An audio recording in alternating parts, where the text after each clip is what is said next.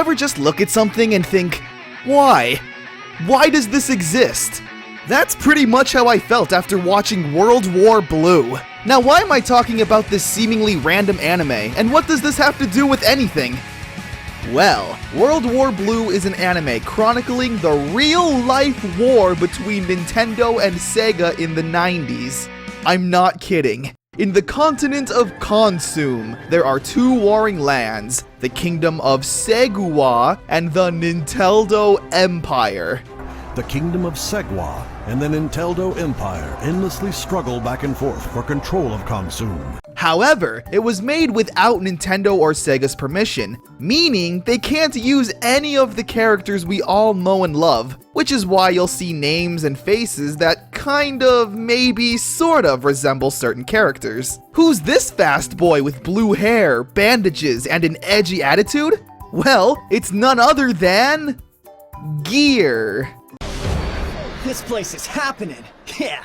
Yeah, Gear. He's our main protagonist and the focus of this anime. We also get introduced to our main villain, the one and only... Thanks to the ascension of the mighty Emperor Marcus. Episode 1 starts off pretty heavy, showing off our main hero's skills in hopes that we fall in love with him. Gear is yelling, fighting, and avenging the death of his friend. I only wish I could have stuck it out, so I could see you get even better.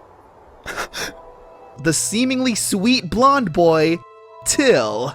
This is Gear's best friend, and didn't Sonic have a blonde best friend who was upbeat and seemingly sweet? Yeah, so in this universe, Tails straight up dies. Great. Then we get the intro, which is pretty generic to say the least. It's okay, but nothing mind-blowing. The only real reason to watch the intro is to try and figure out which characters are ripping off who. Like right here, we have Mario, Luigi, a Marth-inspired character, and Kirby. Yes, that's really Kirby. I feel so confused right now. Anyway, the anime is only 3 episodes long and is a total mess in every way. And I'll tell you exactly why. Okay, so Sonic shows up to the Segua castle wanting to join the Segua army in their battle against the evil Nintendo Empire. But Queen Ramses over here is like, no, you gotta show me what you got. Oh yeah, she's also like one of the only original characters not parodying someone. So Bootleg Sonic says, yeah, okay, I'll do that, whatever, and easily uses his speed to destroy everyone and proves his worth. This is so impressive that it makes the Queen lose all of her clothes. Also, excuse me, what? This is the kind of edge we need to seize victory. So yeah, there's problem number 1 with the show. There's a lot of unnecessary and uncensored fan service. Now personally, I'm usually okay with that kind of stuff, if it makes sense and is part of the plot and or characters. But in this anime, it literally just comes out of nowhere. 1 second characters are talking and then boom, nudity and awkward sexual tension. I didn't ask for this borderline hentai. Oh, and there's also this girl that follows Gear around, acting as his cheerleader. At first I thought she was based off of Amy, but it turns out she's a parody of Nai, or Ni from Phantasy Star 2. Now, I've never played that game, so I'm not sure if she's just as useless as she is in this anime, but yeah, her only purpose is to cheer on Sonic and be in the way. We then cut to the Nintendo Empire where, wow, it's way cooler! Explosions and action? We then get introduced to another character. I wonder which Nintendo character this blonde-haired kid with green clothes is supposed to be. Don't you trash heaps know? It's dangerous to go alone, so take this! Oh man, Link is awesome! This is what I was expecting with this anime. You get nuked or get out! And then Mario, or Marcus, comes flying down from the heavens and cuts a boat in half with 1 slice.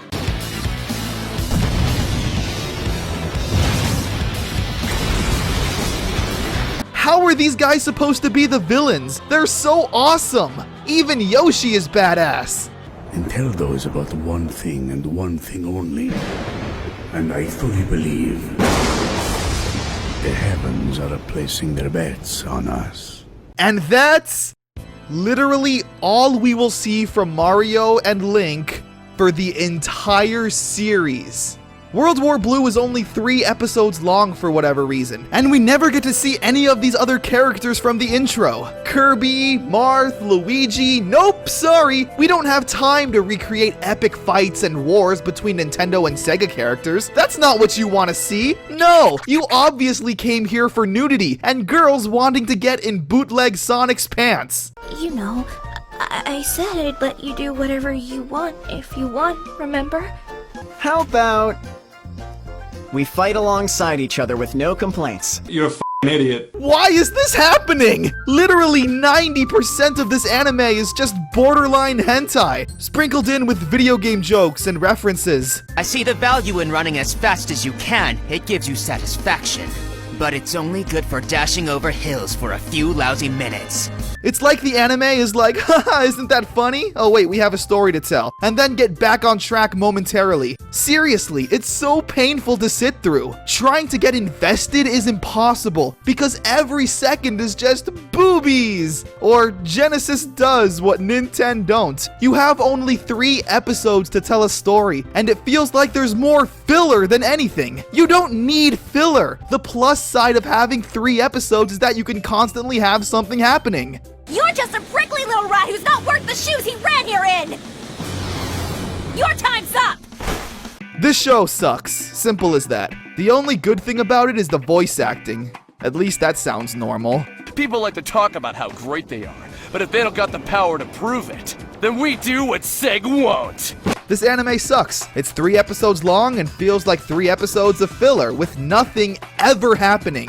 Mario and Sonic never even fight, let alone interact with each other. If you make an anime based off of a famous real-life event that is full of awesome characters that would make for really fun fight scenes, don't fill it with this. World War Blue didn't have to be about Nintendo versus Sega. You could have literally put in any made-up lands and characters, and it would have had the same outcome. The whole video game parody was created simply so it would catch on in the anime and video game communities, having people be like, hey, have you seen this Nintendo versus Sega anime?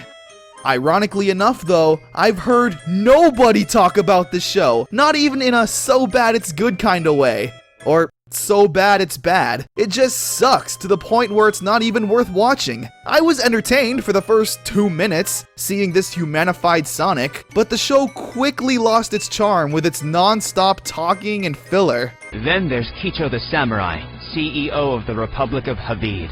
And Tafai, the undefeated martial artist of the Ganpu Federation. Finally, there's the man some call the last remaining hero of Konsum, who even Marcus dares not cross, Miyamoto of the Ariel Republic. Seriously, you've been watching the video. Has anything really interesting happened with what I've shown you? Because I'm pretty much showing you the entire series. There's a few fights every now and then, but not with Nintendo characters, just random villains.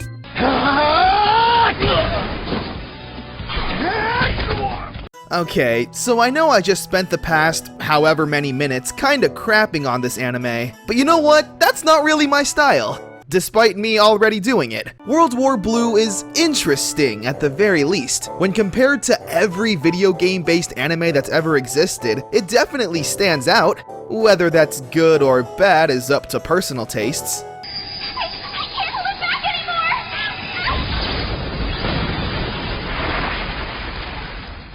The World War Blue manga has 9 issues in Japan, with every issue having near 200 pages. So maybe the story and characters don't feel as rushed or one-dimensional as they do in the anime, considering they pretty much stuck this story into 3 episodes. Also, anime takes a while. Usually in Japan, whenever an anime gets made, it gets 12 episodes at the very least to see how it gets received by the public. So only having 3 really stacked the deck against them. I mean, the final episode ends with all of the leaders coming together, all of the recognizable Nintendo characters saying, "The war has just begun."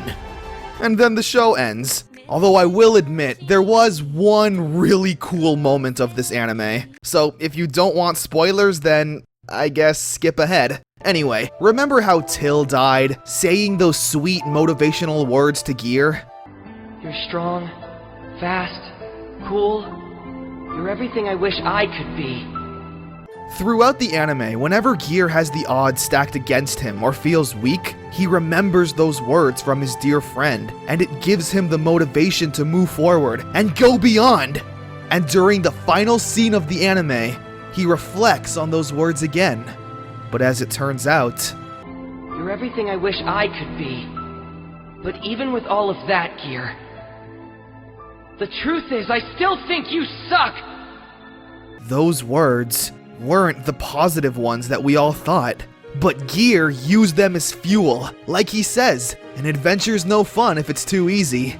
Gear is a really cool character and a fun take on Sonic, and I really would have loved to see how everyone else played out. Link looks like he was going to be a violent psychopath, which would have been awesome! Did I just do a 180 on this show? I have no idea. Maybe give it a shot yourself and let me know what you think. But be warned, behind its fun video game concept lurks a lot of inappropriate scenes. I hope you were all at least intrigued by this video. And upon the achievement of this victory, rumors of a Segwan conqueror spread across the continent of Khonsum in the blink of an eye. A warrior known as the Blue Sonic.